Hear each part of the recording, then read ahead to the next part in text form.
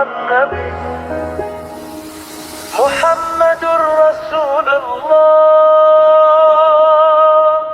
Jangan menyerah wahai saudara, meski dosa pernah menyapa. Pintu taubat masih terbuka, rahmat Allah begitu nyata. Nabi mulia penuh cinta, memikirkan umat sepanjang masa. Bahkan nanti di hari kiamat, beliau datang membawa syafaat. شفاعتي لأهل الكبائر من دون شفاعتي لأهل الكبائر أمتي. Syafaatku bagi umatku yang berdosa. Bangkitlah hati, jangan terlena. Hidup di dunia hanya sementara. Perbanyak solawat setiap masa, agar dekat dengan Rasul tercinta.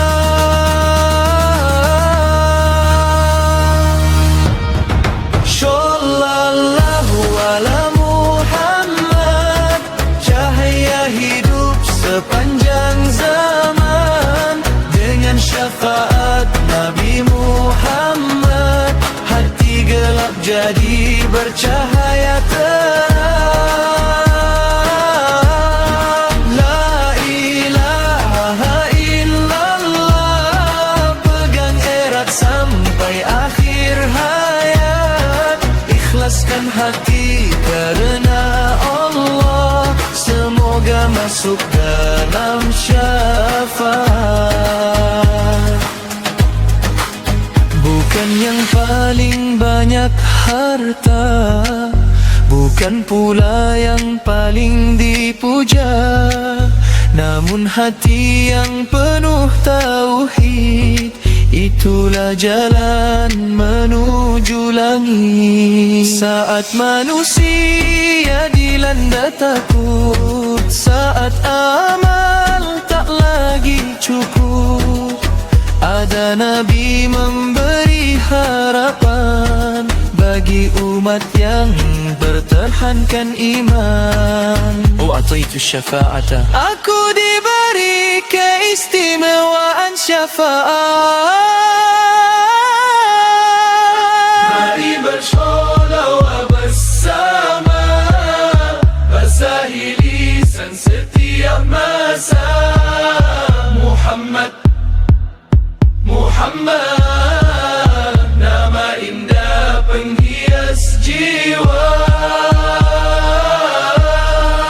As'adun nasi bi syafaati yawmal qiyamah, man qala la ilaha illallah khalisan min qalbi. Sallallahu ala Muhammad, pemimpin umat akhir zaman. Kami berharap syafaatmu di hari penuh ketakutan.